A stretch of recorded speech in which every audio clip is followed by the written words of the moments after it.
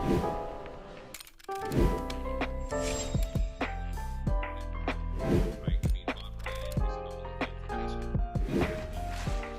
welcome everybody. It is the Goodman Ryan Hoop God Pod. It's a new name. The Ryan Goodman Tanguay. Start with Bob Ryan. Oh, H first? With the legend. Is that H first? Yes. Okay. Yes. Oh. The Ryan Goodman Hoop God Pod. So I'm just happy to be along for the ride.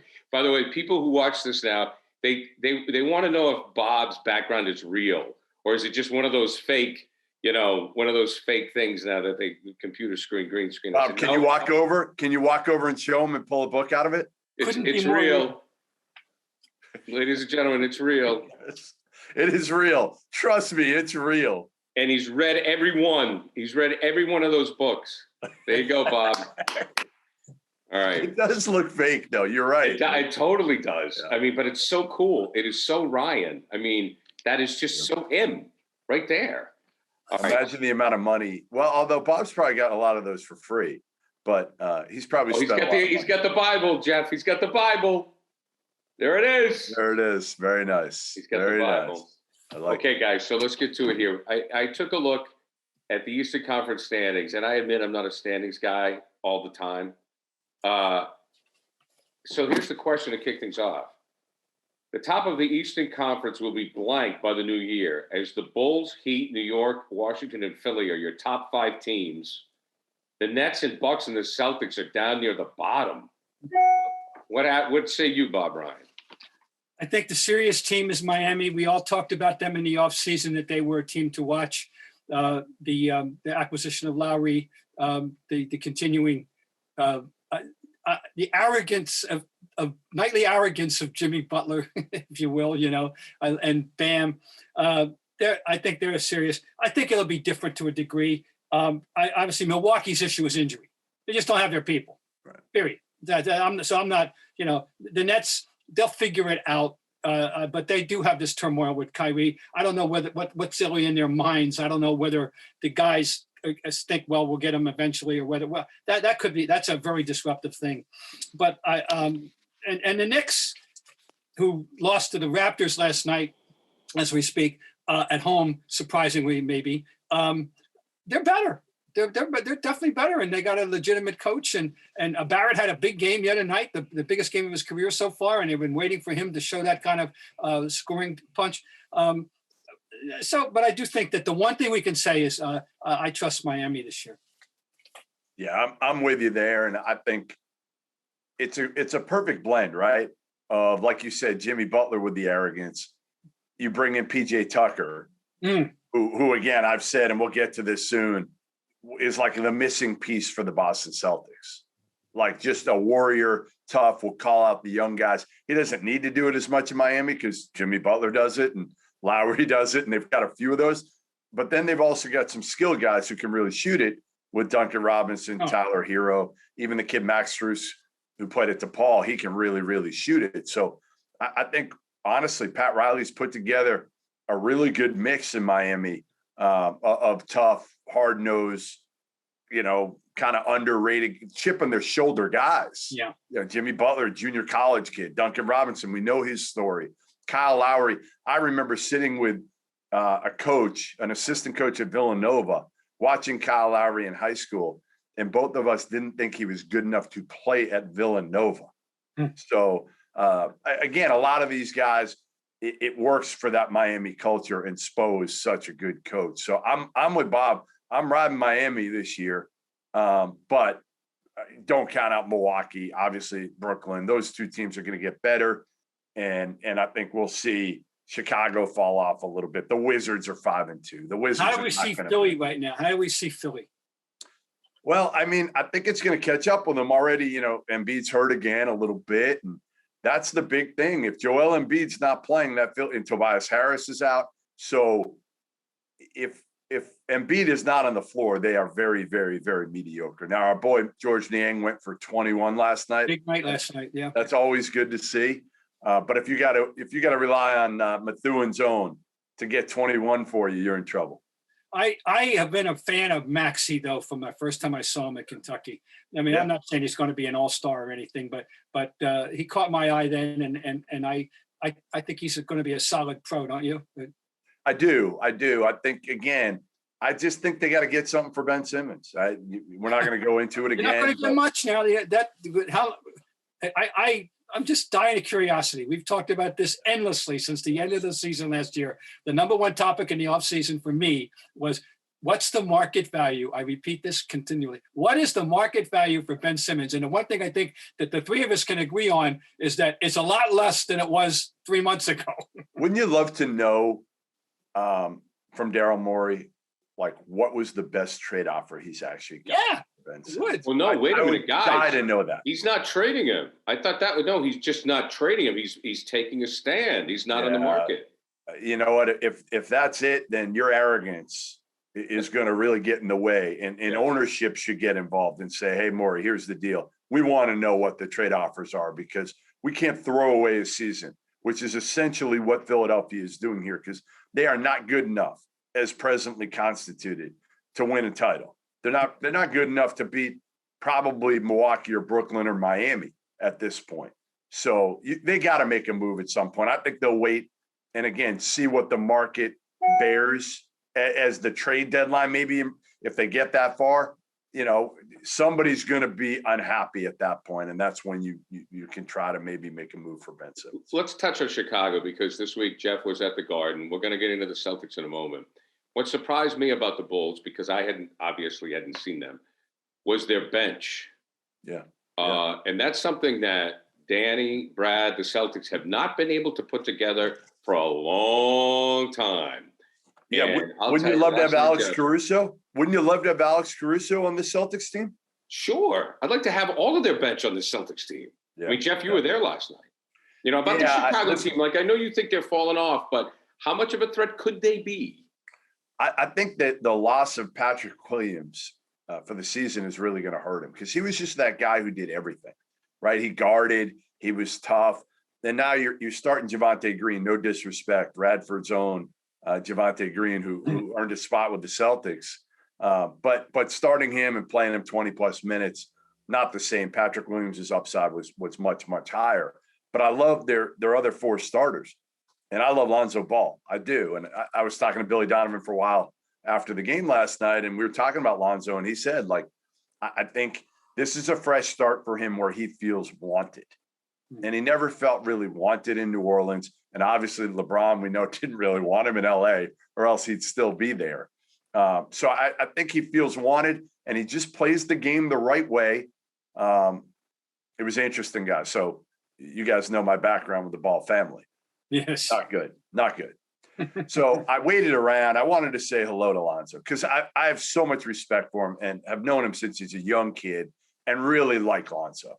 Super mature, doesn't talk much at all, just plays ball and does it the right way. And again, guards, better three-point shot. He's improved the mechanics, all that. So I went to say something to him, pulled down my mask as he's walking out. And he saw me and he gave me the kind of head nod and he was going to keep walking out to the bus. And I kind of grabbed him and I said, "Hey man, I just want you to, let you know, stick with it. I know it's been a tough road for you, this and that." And, I don't think he really wanted to talk to me because obviously, I don't get along with his dad and it didn't go well at the end in Lithuania. I haven't talked to LeVar at all since then. And I've been probably critical, certainly of the middle one, LiAngelo, saying that he was never an NBA player, and LaMelo saying he was super immature at that point. So I don't know how much Lonzo wanted to see me at all, but I like him. I do. I think he's a nice kid who, again, could have played back, Bob, when you started covering the league and would have been a hell of a player then. I think his game is less effective now than it would have been back then. To me, 6'6", 6'5" point guard who just knows how to play and wants to make people better. I think he's a key for Chicago, an underrated key for Chicago.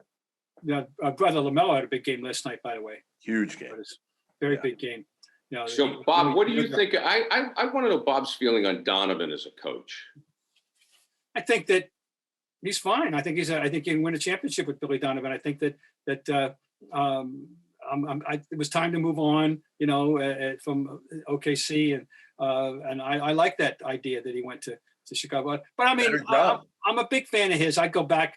I remember my favorite Billy Donovan story for me is that I had lunch with Rick Pitino early on in his first year he was at Providence. And he was telling me, I got this kid, Billy Donovan. And I told him, you got to lose 15 pounds or you can't play for me, period. And that's how close, and he did. And you think Rick was kidding. We know he wasn't kidding. And this is how far Billy Donovan came. Of course, that's the year they go to the Final Four. And thanks in part to the fact that Rick Pitino totally embraced the three-point shot, one of the first guys to do so in college basketball to make it a focal point of his game. And Billy Donovan thrived on it. So anyway, I've always been interested, and I really liked him as a college player, and I followed his career from Marshall and the whole, all the way through the ranks and all. Anyway, so I may not be the most unbiased person in discussing Billy Donovan as coach. I'm not either. I'm right with you. I'll give you a great Billy Donovan story, Gary. So it was after he took the Magic job and went back to Florida, right? Yeah. He wins a title, takes the Magic job, goes back to Florida, changes his mind. Billy has a tendency to really call a lot of people on every decision he makes and overthink things. So anyway, he did that, and we're in Akron for the LeBron James camp, and we're having a few beers, and Akron's like, dead city. There's nobody there. And I remember we walked down a hill to get to this kind of restaurant bar, and he's going through the whole thing with me.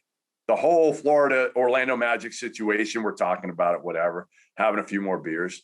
And I don't know how we got, I know how we got on it, because Ric Flair came in when the second year, I believe it was the second year after they won the national title, that group with Noah and Horford, Torian Green, Lee Humphrey, Corey Brewer.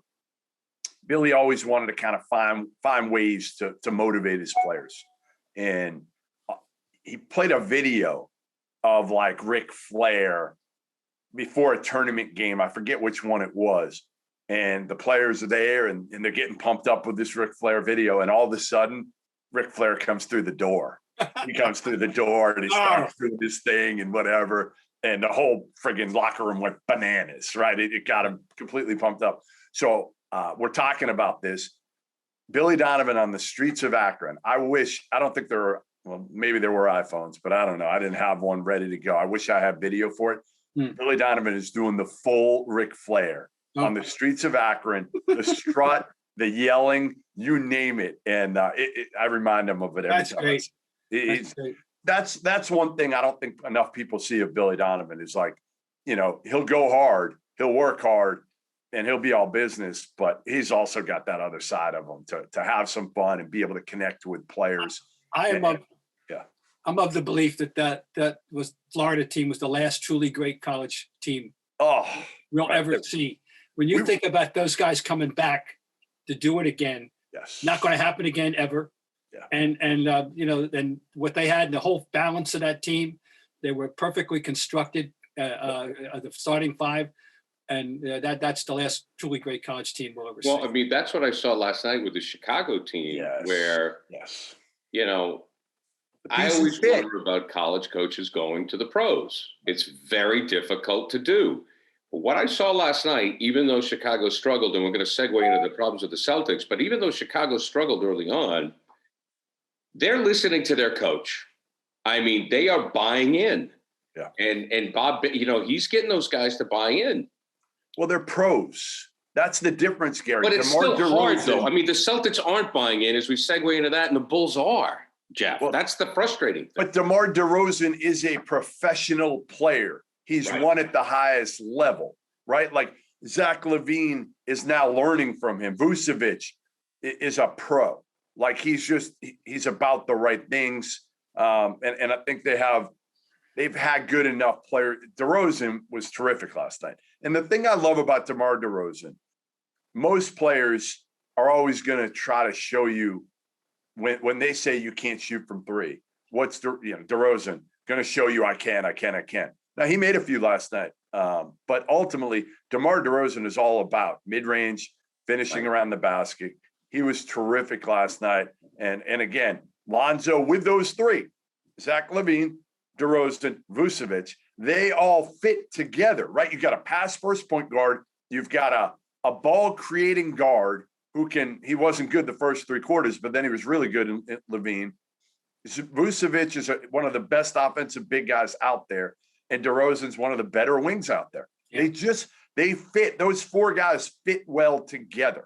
It's not 2 guys, it's 4. Yeah, and we should tell people we're taping this at the time after the Celtics lost 128-114 to the Bulls at the Garden. Chicago outscored the Celtics, Bob, 39-11 in that fourth quarter. And I mean, I sent the emoji to Jeff last night with the little face puking up, but it was green puke. And I said, well, of course it is. How'd you find that? The thing that bothers me about this team, Bob, is I don't think they care about winning. I mean, you know what I mean. I mean, really care about winning. I know what you're saying. Well, I don't know. I haven't seen enough, guys. I'm going relying on your judgments. I'm going to a couple games upcoming, and I wasn't in a position. My personal life, I just wasn't in a position to see the game and to see. All I know is I keep track of what's going on a little bit on the phone, and I saw the third quarter score. Oh, I'm feeling good, you know. Yeah. And then I found out before I went to bed. Oh my God, you know. I went, huh? And I picked up the paper. Here, we got trouble right here on the banks of the Charles, folks. Right here, we got trouble, folks. Trouble, and with a capital T. And the word that comes to mind is the E word, which is the last word you ever want to use. Embarrassing. And when you're booed off the court, what is this 3 times now? They were booed pretty bad. I mean, I was sitting there in section 19, Bob, and the boo birds came out. I mean, they started to come out when again Chicago was making their run in the fourth quarter, and you can't blame them because the team they show no emotion. That's the hardest part. Like Gary, I understand what you're saying, Gary, because what you're saying is like, of course they care about winning. Everybody cares about winning, but do you live it? Do you breathe it? Are you going home absolutely miserable to whereas you can't sleep last night after that loss, which you were completely dominated in the fourth quarter? The analogy I always use, or the example I always use, and perhaps Bob was even at the press conference, is when Bill Parcells said, "I threw up in my mouth last night."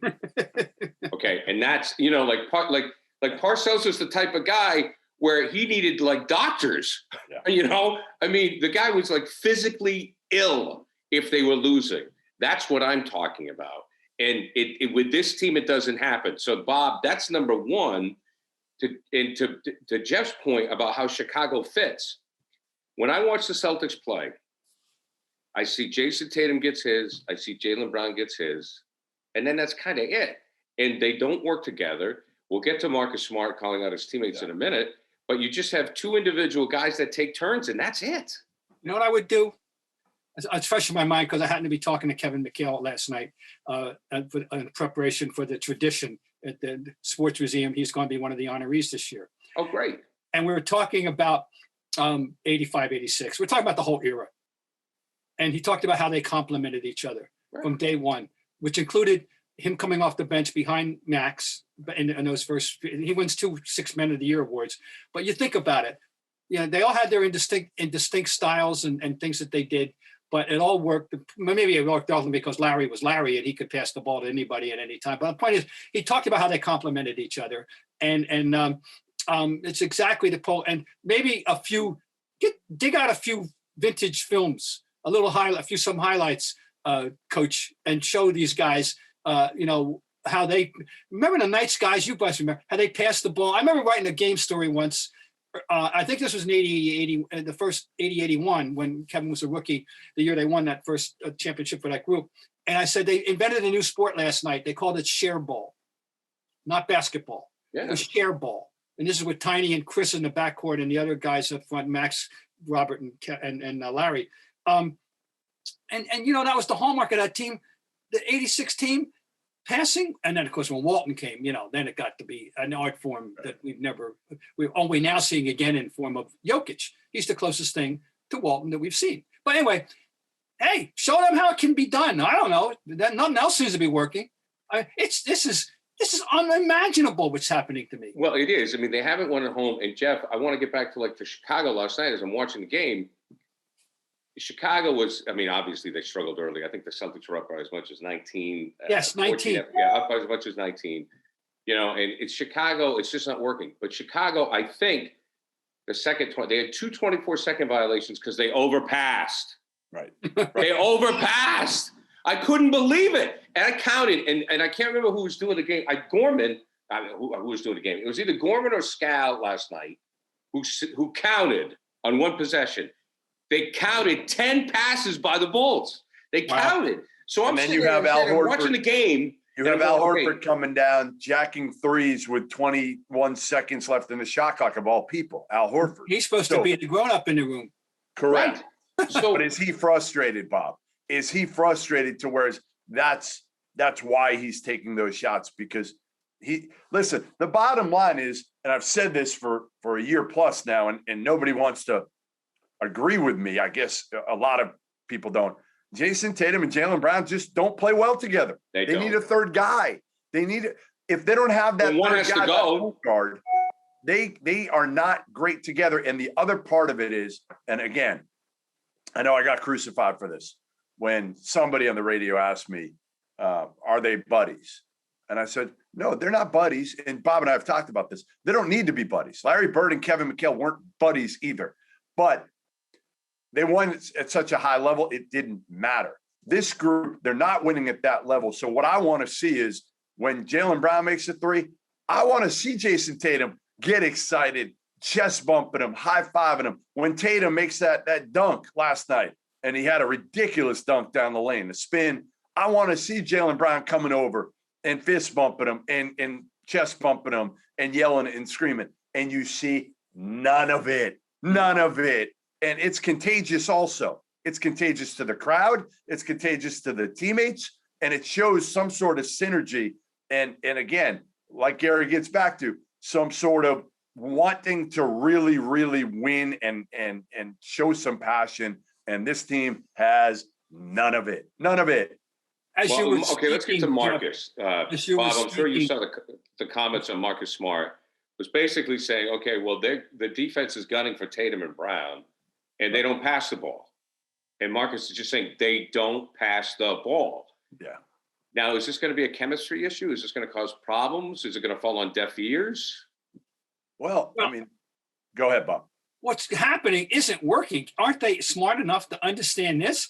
I mean, they have just Now, I haven't had too many times over the last 50 years when I've been watching truly bad Celtic teams. There've been a few times, and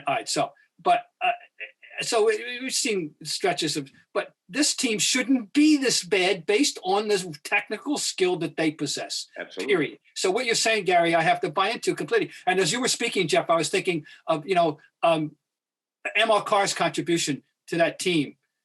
Right. Was immeasurable. Yes. On and off the court, as much more off in those early 80s and at the mid, these things do matter. They do. It's obviously they do matter with teams. And I don't think, how can they live with themselves? If this happens, one game's an aberration. We know that. A hiccup, okay, fine. This is 3. What's the line? 2? You're being booed off the court at home. And we haven't even hit that Veterans Day yet, and this has happened. This is the Garden. It's supposed to be home court. I'm stunned. And here's my problem with Marcus Smart. Here's my problem. I don't disagree with some of the things he's saying. They need to find other ways to get these guys to score, and they do need to pass the ball, right? They do. But Marcus Smart, like, look in the mirror, my man. Like, you're shooting 28% from 3. You can't run a team. You're not a high-level point guard. I'm telling you, if you looked around the league, how many point guard situations are worse? How many wouldn't you trade? Marcus Smart, Dennis Schroeder, and I'll throw Peyton Pritchard in there, although I think he should play more. You trade that group of point guards for almost any point guard, crew on any team in the entire league right now. You cannot win at a high level with that point guard situation in the NBA. Can't. Never once in my life. I'm sorry, Bob. Go ahead. So I mentioned this last time. Never once in my life that I ever thought in my head of calling Marcus Smart a quote unquote point guard. He's not a point guard. Never was, never will be a point guard. He's a basketball player with unique skill set. Who's a defensively oriented basketball player who once in a while can make a three, and he brings a pizzazz. But anyway, he's not a point guard. Off the bench is where he belongs. Right. For a good team, if you bring Marcus Smart as your first guard off the bench, that is a good playoff team that maybe can contend for one of the top 3 or 4 seeds and maybe get to the Eastern Conference Finals. Period. Right. One guy who does want to win, and he has been a favorite of mine, even when you go back to college, and I know Jeff knows all about the story of Ja Morant, but my God, Bob, I mean, to me, this guy is one of the new young faces of the league. And he right now is tied for second in scoring in the league, and I know it's early, 28 points a game. Went head-to-head with Steph the other night. Do you think that Ja Morant will be an MVP candidate? Oh, I think he's playing like this. He's shooting, as you said, he's shooting 52. He's got this. Yes, depends on how far the team goes and all. But the fact is that the guy I think about him most in conjunction with, not necessarily Doncic because of the juxtaposition on draft night and all that, and they would have covered boys on the Sports Illustrated issue, basketball. It's Trae Young. I mean, those are because of the size and the job description and what they bring to the game. But he's special, Ja Morant. And I love him. You talk about. This is why I love everything about him. I love the fact that the guy was overlooked, right, Jeff? The story how he was in the other gym during the college workouts. He was with the guys that weren't supposed to be any good. And one college coach saw him and said, "Holy cow! I'm not going to tell anybody this guy." He was getting I love the hair. I love everything about the guy. Yeah, James Cain was getting like some popcorn or something at the snack bar at one of the AU tournaments and kind of went to the back gym and kind of stumbled on him. But yeah, Ja is terrific. And I remember, when he was coming out, the one thing I would say to people was always like, the thing about Ja was either a point guard generally is super athletic and not skilled, right? You're super athletic and like Russell Westbrook, not a great passer, not a great shooter, or you're the other way, right? You're not a great athlete, but you're a great shooter and a great passer. Ja has it all. He has it all. Like he's a freak athlete, like almost they're probably at the Russell Westbrook level. He can also find his teammates, and now he's shown he can shoot the ball from 3. Like, what can he do? Like right now, there's not even a question. If you went back and said, who do you take with the number 1 overall pick? Zion Williamson or Ja Morant? It's not even a question anymore. Oh, yeah. It's clearly Ja Morant. And I feel bad saying that because I love Zion as a kid, but that was my biggest question about him carrying around all that weight and the injuries he had already had in high school. Will he stay healthy? And there was video of him the other night, and he looked like he was ballooned again. He looked like he was up to 290 or 300 plus, something like that. Yep. And he hasn't been on the court this year. And Ja Morant, man, he's special. He's special. He just plays it. He's off the radar screen in terms of that franchise. They got to do some winning to get to public attention. But in the league, everybody knows that's for sure. And he might be the best point guard in the league in a couple of years. Listen, Trae Young, there are a couple of things with Ja Morant to Trae Young for me. Number one, Ja's bigger. Like he's built bigger. He's more athletic. Trae is a better shooter, but Trae's percentage isn't always great because he takes so many, deep threes, whatnot. The other thing is Ja's a better defender. He's a better defender. And I don't think we put enough stock. And probably, I actually love to know Bob's take on this. Over the years, have we put less and less stock when evaluating and saying how good a player is on defense? Or was it always like this? It's always been the same. Yeah. It's been that way the 50 years I've been covering the league. You can get away with being mediocre on defense if you're a superior offensive player. And as you were talking about the point guards, and specifically with this, think about this. In the end, especially near the end of their career, it was only then that people noticed, John Stockton is slowing down. He's not that good. Steve Nash was the one, right? Steve Nash we just noticed in year 10, he's not that good on defense. But, he's Steve Nash. Didn't matter. Live with it, right? That kind of thing. Then I was thinking about others, and you're right. There are very few point guards who could do it all. Who could do it all? Who could shoot? I'm trying to think of, I honestly don't remember how good we thought Isaiah was, because he's certainly doing it all offensively. Right. But he wasn't particularly noted for it either. Although he played on the bad boys, and he had to play defense, Right. But he's probably the weakest link of the ball. It wasn't Joe Dumars, it wasn't the big guys up front. So it's probably, it was him. But anyway, that's a very good point you make about that and the nature of point guards. Well, gents, we're out of time. And on the next episode of the Ryan Goodman Pod, we'll find out if Jeff Goodman's office is real. It really is. No question it is. The librarian, the master, Bob Ryan. Thank you, Kamish. Perfect. All right, Jeff, always great to talk to you guys. We'll do it again next week right here on the Ryan Goodman Pod. I'm Gary Tanguay. See you later.